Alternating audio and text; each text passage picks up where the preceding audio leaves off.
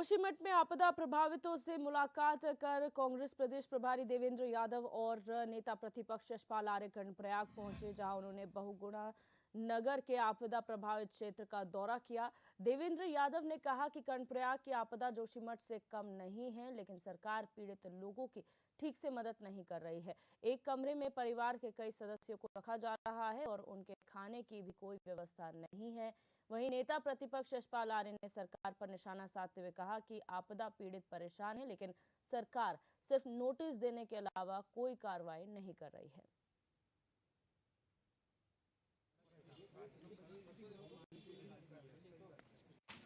देखिए, अभी हम जोशीमठ से आ रहे हैं और हमें चिंता यहाँ कर्णप्रयाग की भी है।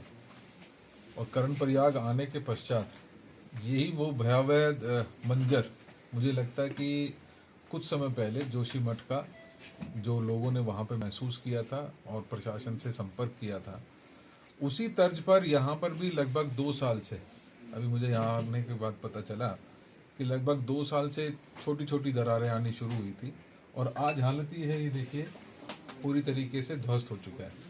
लगभग 36 परिवार इन लोगों ने, प्रशासन ने दूसरी जगह शिफ्ट किए हैं, लेकिन आज 3 महीने हो गए हैं, उन परिवारों को कोई किसी तरीके का रिलीफ नहीं है।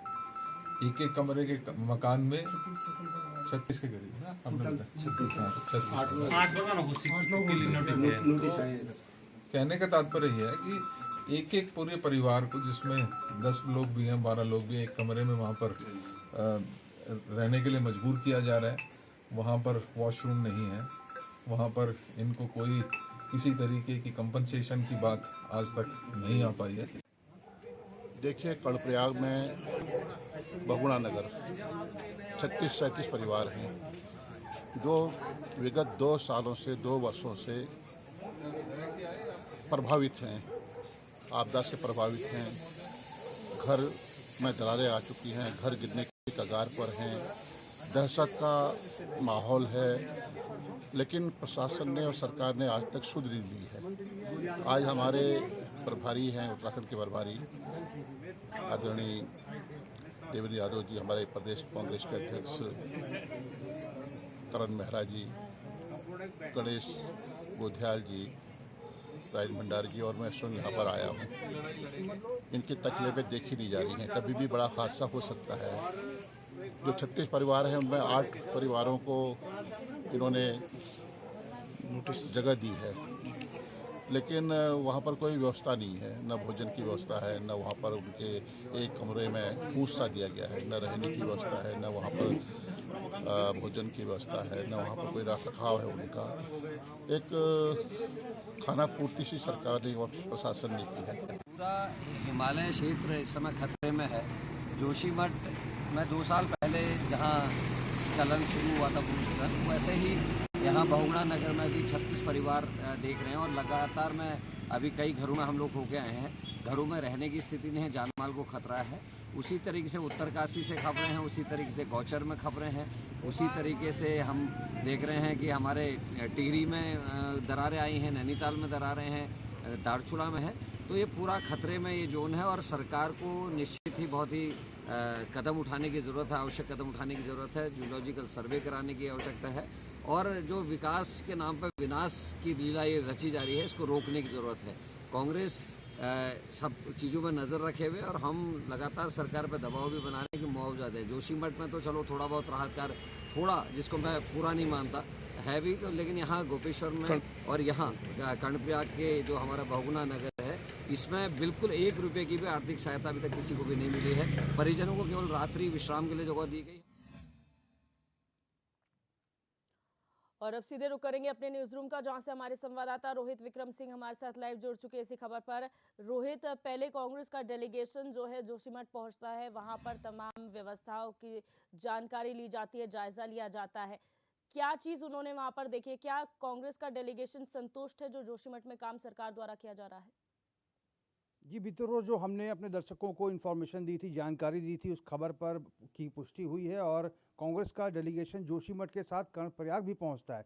देखिए दिव्या, महत्वपूर्ण बात यह है कि कुछ दिनों पहले भी कांग्रेस के प्रदेश अध्यक्ष करण माहरा के नेतृत्व में कांग्रेस का डेलीगेशन जो है जोशीमठ के भ्रमण को गया था। लिहाजा जब मुख्यमंत्री से मुलाकात की थी कांग्रेस के डेलीगेशन ने मुख्यमंत्री आवास पर, तो 7 बिंदुओं का मांग पत्र सौंपा था, जिसमें जोशीमठ को राष्ट्रीय आपदा किराए की राशि को 15,000 बढ़ाने की बात की थी, पुरानी जल विद्युत परियोजनाओं की सुरंगों को भरने की बात की थी, और उसमें कर्णप्रयाग को लेकर भी एक बिंदु था, जिसमें कर्णप्रयाग से लेकर ऋषिकेश तक जो रेल लाइन का काम चल रहा है उस पर फिलहाल रोक लगाने की बात की गई थी। और जो ब्रेकिंग इनपुट्स लगातार जो है पर्वतीय क्षेत्रों से आ रहे थे, जोशीमठ के साथ साथ कर्णप्रयाग, टिहरी, उत्तरकाशी, गौचर, इन सभी जगहों पर दरारें आनी शुरू हो गई हैं।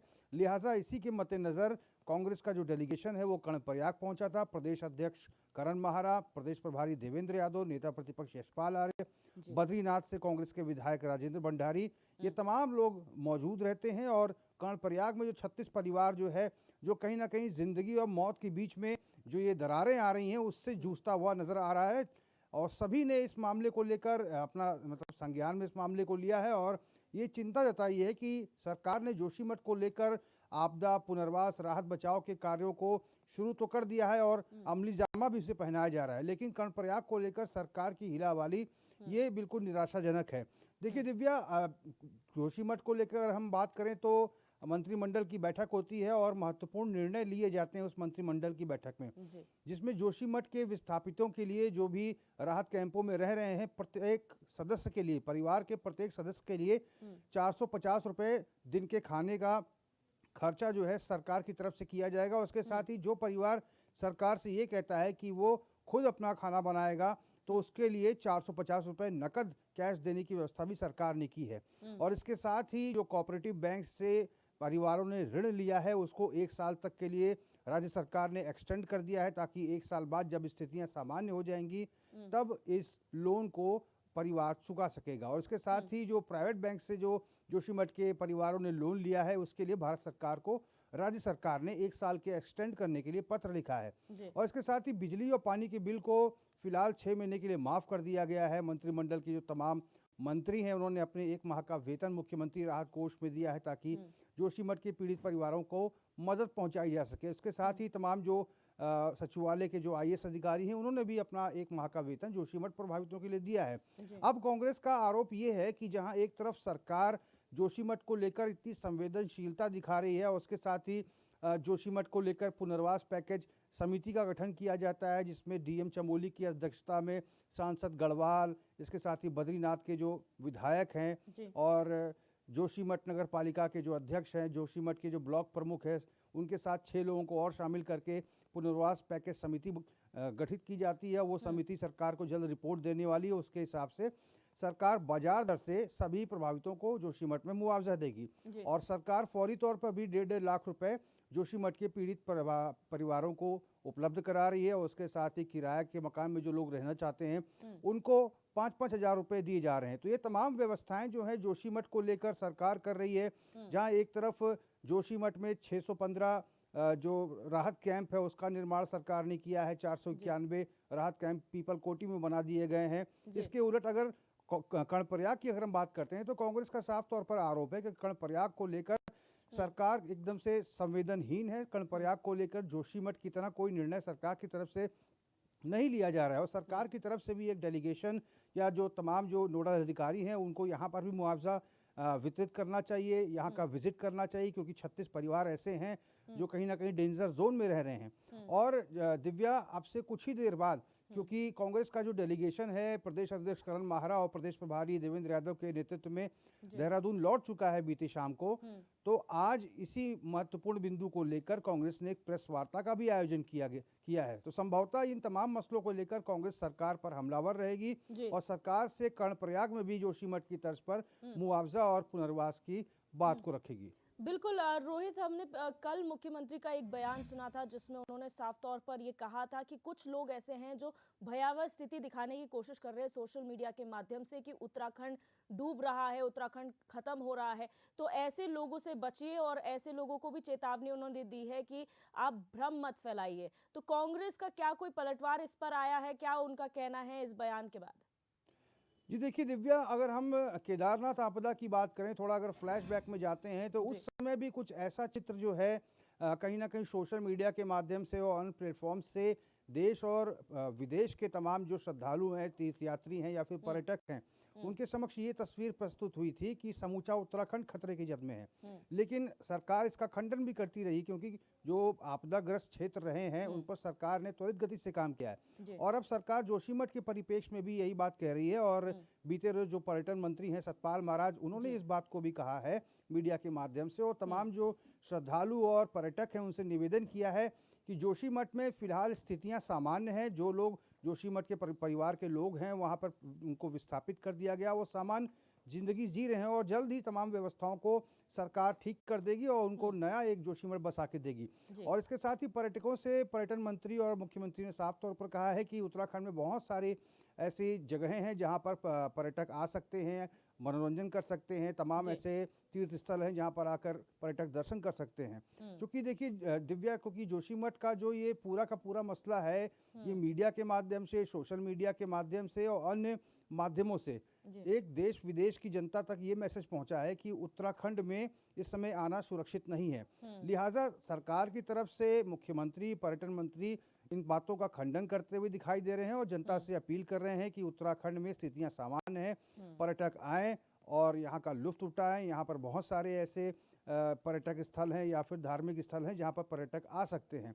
और इसी को लेकर मुख्यमंत्री ने कहा है और साफ तौर पर कहीं ना कहीं एक इनडायरेक्ट वे में कांग्रेस पर निशाना साधा है, क्योंकि कांग्रेस की तरफ से लगातार मौके पर पहुंच के डेलीगेशन के साथ ये तस्वीरें जो है सोशल मीडिया के माध्यम से कांग्रेस के अध्यक्ष मुआयना खुद करते हैं और सोशल मीडिया के माध्यम से अन्य प्लेटफॉर्म्स तक पहुंचता है। तो मुख्यमंत्री ने कहीं ना कहीं इनडायरेक्ट रूप से, अप्रत्यक्ष रूप से कांग्रेस पर और तमाम अन्य लोगों पर प्रहार किया है और जनता से अपील की है कि उत्तराखंड सुरक्षित है, यहाँ पर आएँ और यहाँ पर कुछ दिन जरूर बिताएं। बिल्कुल रोहित, बहुत शुक्रिया हमारे साथ जुड़ने के लिए और जानकारी साझा करने के लिए।